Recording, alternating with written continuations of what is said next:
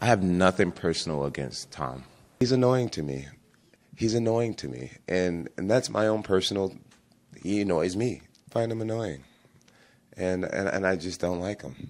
My last question, obviously media days, there's a lot of sound bites is what everyone likes hearing. The big sound bite this week was you saying you wouldn't want to do business with Tom Aspinall. You said he's an asshole. A lot of people in the media kind of laughed about that, and even the U.S. broadcast is saying, like, what are you talking about? Tom Aspinall's the nicest guy on the planet. He never disrespects John. He says nice things about John.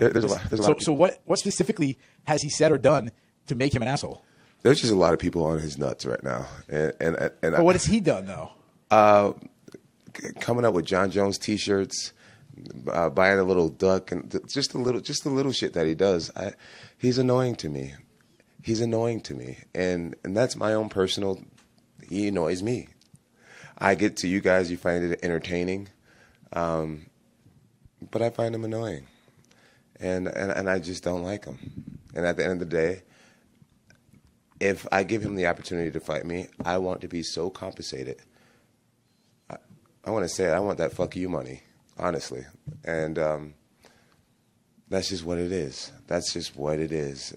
Or else, my life is perfect without him. I don't need him at all, and he needs me, and that's a good place to be in a negotiation. So, I agree that the Alex Pereira fight would be massive. Obviously, the accolades. I think it's a really strong argument you make. That said, I think one of the critiques people have is not that you picking Alex over Tom. It's the he doesn't deserve to fight me statement. When you compare his career at this point to when you got a title shot, he has more wins, more stoppages, more wins against ranked opponents, more main events. He's got the interim title. So what is your response to people saying, like, not that you take it Alex Pereira, I mean, gosh, the guy's amazing, right. but Tom doesn't deserve me comment. Well, maybe I didn't phrase it right.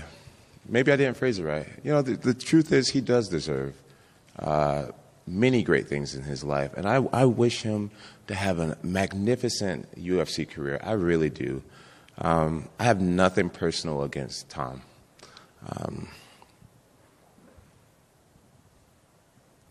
So maybe I shouldn't have said that he doesn't deserve, because he does deserve great things. What I'd like to see him do is go on and have a great career. You know, so many times people like to just try to go straight to the top. You know, and if we're in a business setting where he is and where I am, he wouldn't even be crossing paths with me. He wouldn't even be talking to me. You know what I'm saying? That's just what it is. It's not about what Tom deserves or don't deserve. I believe it's what I do deserve. And after this many years with this company and all the work that I've put in, I believe I'm at a place where I deserve to be able to say, I don't want to fight that guy. I want to fight this guy. I want to fight that guy. And that's why I'm be more than willing to relinquish the belt. I don't feel like I need the heavyweight championship of the world. I feel like what I've created for myself is almost bigger than belts. To take a step back and say, hey, you become the heavyweight champion. Go ahead and let's see you become a 17-time champion. Or let's see you even beat Stipe's record. That's going to be hard for anybody to do. But what I do feel like I deserve is the ability to just take a step back and say, hey, either I retire or I start fighting fights that make sense to my legacy.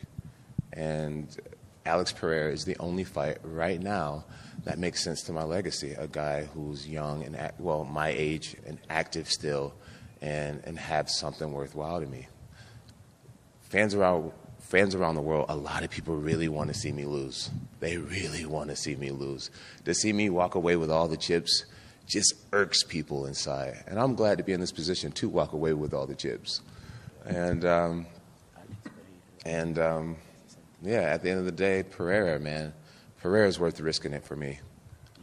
I don't know how many ways I can say it, but he just doesn't have the titles. You know, he can have finishing rate, high finishing rate, and all that type of stuff, but he doesn't have titles. And when you have 17 world titles, it only makes sense to fight somebody on your level. And Tom Aspinall and Alex Pereira are not on the same level. Maybe they're both excited. They have the same excitement level. But when it comes down to what they are doing, they're not on the same level. And so for me, when I have belts and I have money and all that type of stuff, I'm looking for the legacy stuff. Tom doesn't give that to me. Hype, I would shut up hype, but I've been doing that my whole life. Is shutting up hype. Me selfishly, I want legacy. That's what I want. You know, so is there still a part of you, like as a competitor, that that is drawn at all to that. Like I hear everything that you're saying, but also like, and maybe that's just something about like getting older and what you've accomplished in your career. But I think that's why people want to see it. It's like they see it as like this great challenge. They want to see greatness challenge. Like does that entice you at all still? There's a part of it that does, but if I'm being completely honest, I feel like Tom's been such an asshole that I don't want to do business with him. You know, it's just like his fans have been so annoying. And obviously you don't get this far in a career being affected by fans or whatnot. But he's just an asshole. You know, with his you know, he's 30, so he's from this influencer generation where you hop online and the T-shirt sales and all that. I'm past that type of stuff. I'm like, bro, if you had a little bit more respect, then maybe we could have worked something out, you know. But I just don't even want to do business with him. You know, at the end of the day, this is a business, and fighting me gives him an opportunity to change his life forever. And I don't even want to give him the opportunity. Like he just played his cards wrong with me personally, and you know I'm 3 years from being a 40-year-old grown man. You know what I'm saying? It's just like the press conference, going through the whole shebang with him. I'd rather not do. Pajeda on the other side, respectful, cool, barely says much. It's like I'll do business with you. I would risk it all with a human being like you. You actually have the accolades to back up your shit. This other guy is just a big mouth who's hot today. There's been so many guys who's hot today who are just gone. You know, Sergey was in the same position not too long ago. Now he's starting to fall off already. I've just been around this sport too long to give a big mouth who's hot today the opportunity. And Dana was in here, and you said if you want the Tom fight, you want to be well compensated. Dana said his quote was, "He will be," but he knows you're going to disappear. He probably won't hear from you. We won't hear from you, and then when you want to talk, you'll quote emerge and talk with Dana and Hunter. So I guess what is your plan moving forward for the next few weeks? I'm not really worried about the Tom fight. I'm really worried about the Pereira fight. That's what I want to do. That's what I want to do, and I think if the UFC wants to have me back, then I think that's the fight they'll make. I've been really clear about my intentions. That's what I want, and I mean, I just feel like anybody would understand at this point. Like, I'll retire the heavyweight belt if I have to. It's like, dude, give the guy what he wants at the end of the day, And I'm not talking to Dana directly. I feel like I'm at a place now where, like I want to take what I find to be super fights. I don't want to fight dangerous up-and-comers anymore. I want to fight dangerous, established champions. So Tom can have the heavyweight championship. I don't really care about it. That my value doesn't lie in belts anymore. I've created something much bigger. I want prayer. Is there a dollar figure that equals fuck you money?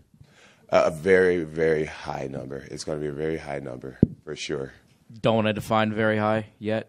No, I'm not. I've learned over the years not to really get into finances publicly.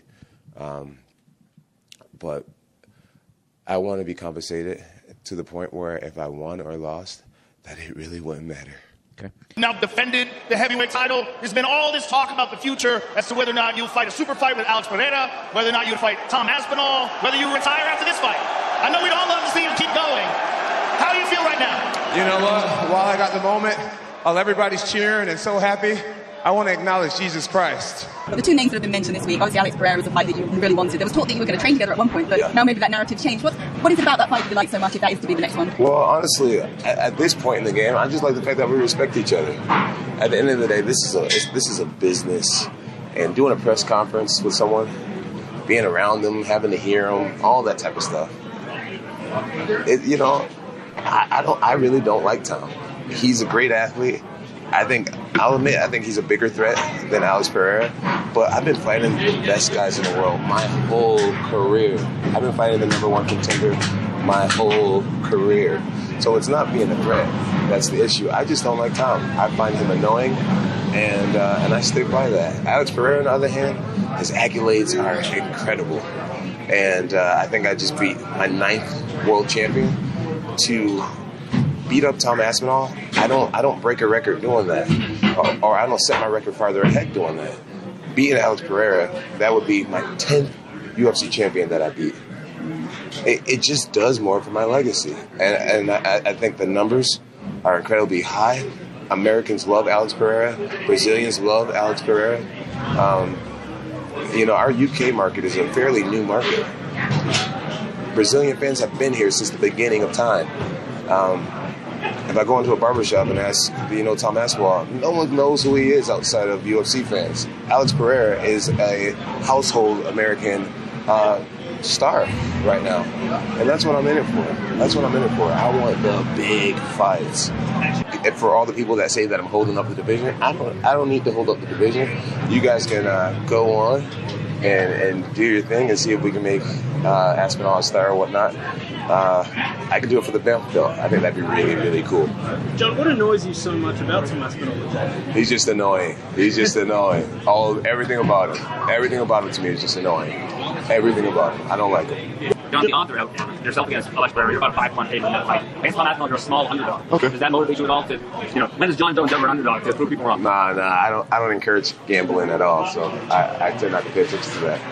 Tom Aspinall's the guy that people want to see you fight, right? So here's the question. You're fighting Stipe Miocic, and I know you're focused on that fight. If you defeat him, as you're a 6-1 favorite to win the fight, if you defeat him, will you defend your belt against Aspinall, who has the interim title? More than likely not. I feel like Tom Aspinall is, I don't want to say nobody, but he just hasn't proven anything. He hasn't done anything. And I understand that. I mean, he won his belt against Sergey. Sergey just got slaughtered by someone else. So it's just like, I'm not here to gamble someone else making a name off of me. I'm here to compete against the guys where when we look back, 10 years from now, it'd be like Jon Jones fought this guy and that guy and this legend and this champion and this champion. If there were to be a fight of a guy that's still on our UFC roster that would be not only financially worth it, but legacy worth it, it would be Alex Pereira. Alex Pereira and I, we both 37. Light heavyweight champ? Yeah, we're both 37 years old. Right now, I weigh about 235. I'm an incredibly light heavyweight. I think Pereira walks around at 240. And I think that fight would go much farther on my legacy than a young man who's cool today and maybe gone tomorrow. Fans and media never focus on the fight you have. It's always on the one they want to see next. I don't want to sound arrogant, but I think what it is being so good at what I do that it's just almost never enough. I'm very aware that, that the Tom Aspinall is like, it's making more headlines than Stipe. And it's just the way that it is with me. When I win, there's always an excuse. Well, he really wasn't that well-rounded, or, it's an interesting place to be in. And it's hard to compare to any other fighter because I don't think any other fighter in our sports history has ever had to deal with it. I just beat Cyril Gain, and we can go back in a time machine and hear the way that people talked about Gain, his athleticism and his speed, and what he did to Tai Tuivasa, and and then as soon as I beat him, he's like, oh well, he wasn't that, or he's this, and so it's a very interesting place to be in, and it just is what it is. John, with that narrative, you've obviously been having a little bit of fun with it in the lead up to this fight. You're saying quack, quack on Twitter, addressing the duck things. What are those fans getting wrong? Why are you not ducking Tom Aspinall? What are they reading wrong about this situation? Okay, so I feel like narratives have been created that just truly aren't there. You can't duck a man that you were never scheduled to fight. It's like saying you got turned down by a girl who you never even hit on. You know what I'm saying? It's like me and Dana and Hunter have never sat down and talked about Tom Aspinall. He's never been on my radar. Never. Just a moment ago, it was him and Sergey that was fighting, and Sergey could be in this position right now, and I would still be in the same place. I've beat people my whole career, and once I beat them, the show just goes on. The French fans were just all over my case, and I just beat their guy. And I find myself constantly in the same position of, oh, wow, he He just beat another guy. Like, what's next? You know what I mean? Like, when I beat Glover Teixeira, he was on a 20-fight winning streak. And you beat Glover, and then everything just moves on. So for me personally now, it's just like, I get that Tom is an exciting fighter. I get that finally, after 16 years, we found somebody who's 7 years younger than me and 30 pounds bigger than me. Like, we finally found someone who may give me a great challenge. And everyone wants to see it so bad. But for me, it's like, what is it? What's in it for me? He changes nothing if I beat him. Beating Tom is just like beating Cyril Gane. Has a whole country behind him. He's hot right now. What happens to me after I beat him? Nothing changes for me. So I'm not ducking Tom Aspinall. If I failed to fight Stipe, I would be ducking Stipe because we contractually have been signed up to fight over a year ago. This is Stipe's position. The Tom narrative came out of nowhere. He won a belt, and now suddenly I'm ducking him. I've never had negotiations to even fight him, if this makes sense. So the fans are just ignoring it. They're ignoring all logic, and they just have finally found someone that they think can compete with me, and everyone wants to see it now. I guess the clarifying question then is, if Dana and Hunter do come to you after this fight, the figures make sense to you, would you then be open to fighting Tom Aspinall, or are you categorically thinking, he does nothing for me, I will not fight that guy? He does nothing for me. He does nothing for me. If you're a person that wants to see me really challenged, then I get it, right? Like I said, 7 years younger, like 35 pounds bigger than me, right? I get it. It's like, wow, this Jon's so good. We finally found someone way younger and way bigger than him. Let's see how he does against that. I get that narrative. But for me, if you were my manager, if you were on my team, why not fight against Pereira, a guy who's the same age as you, and we walk around the same exact size? Right now, I had to eat a big breakfast because I'm getting underneath 235. Pereira walks around at like 240, and he has magnificent accolades. Business-wise, it makes more sense. I'm going to call him this, fight the nobody that may be more dangerous, or fight the guy with all the accolades who's incredibly dangerous, but it actually will affect your legacy. Me beating Cyril Gane didn't change anything for me, just gave me a few more millions. And it would be the same for Tom Aspinall, where when you look back and it's like Jon just beat Alex Pereira, it's bigger.